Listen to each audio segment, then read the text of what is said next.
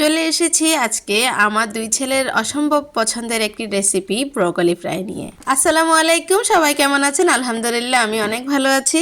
স্বর্ণাজ cooking এর ব্লগে সবাইকে স্বাগতম। আজকের রেসিপিটি হচ্ছে অসম্ভব মজার একটি রেসিপি ব্রোকলি ফ্রাই। ছোট বড় সবাই খুব মজা করে খেতে পারবে। আশা করি আপনাদেরও খুব ভালো লাগবে, আর যদি ভালো লেগে থাকে তাহলে লাইক কমেন্ট শেয়ার দিয়ে পাশে থাকবে। ব্রোকলি ফ্রাই করার জন্য প্রথমে আমি একটি ব্রোকলিকে ছোট ছোট সাইজ করে কেটে নিয়েছি। আজকের ব্রোকলিটি একটু শক্ত ছিল, যার কারণে আমি একটু ছোট সাইজ করে নিয়েছি।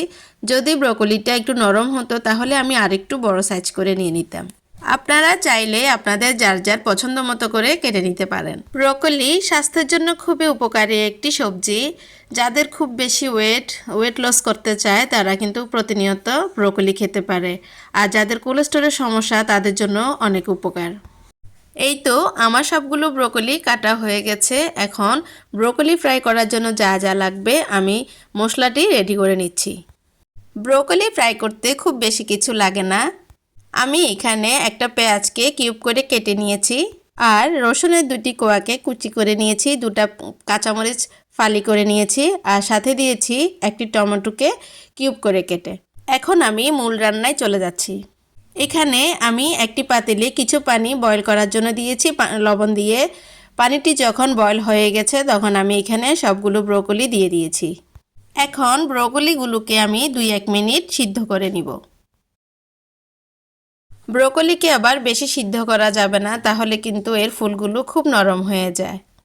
2-1 মিনিট সিদ্ধ হয়ে গেলে আমি ব্রোকলিগুলোকে পানি ছেঁকে নিব।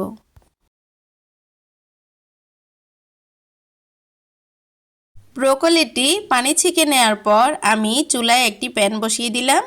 এখন প্যানে আমি কিছু তেল দিয়ে দিয়েছি, সাথে আমি কেটে রাখা পেঁয়াজ কুচি, কাঁচামরিচ কুচি, রসুন কুচি আর টমেটো একসাথে সব দিয়ে দিয়েছি।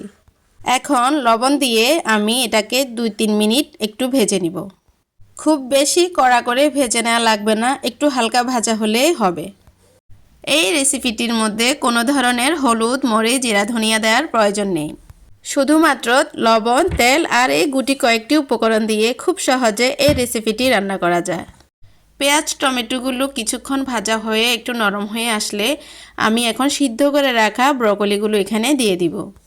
ব্রোকলিটি দেওয়ার পরে খুব বেশি নাড়াচাড়া করা যাবে না, 2-1 মিনিট নেড়েচেড়ে চুলার উপর থেকে নামিয়ে নিতে হবে।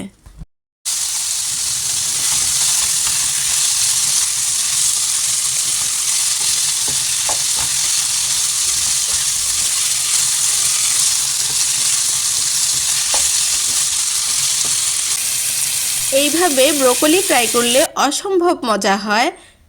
আজকের এই রেসিপিটি আপনারা ভাতের সাথেও খেতে পারবেন, চাইলে আপনারা রুটির সাথেও খেতে পারবেন। তো ফাইনালি খুব অল্প সময়ে ঝটপট করে তৈরি হয়ে গেল আমার ব্রোকলি ফ্রাই। আপনারাও চাইলে এইভাবে খুব সহজে ব্রোকলি ফ্রাই তৈরি করে নিতে পারেন। তো আজকে এই পর্যন্ত। সবাই ভালো থাকবেন, সুস্থ থাকবেন। দেখা হবে অন্য একদিন অন্য একটি রেসিপি নিয়ে। ওকে, বাই।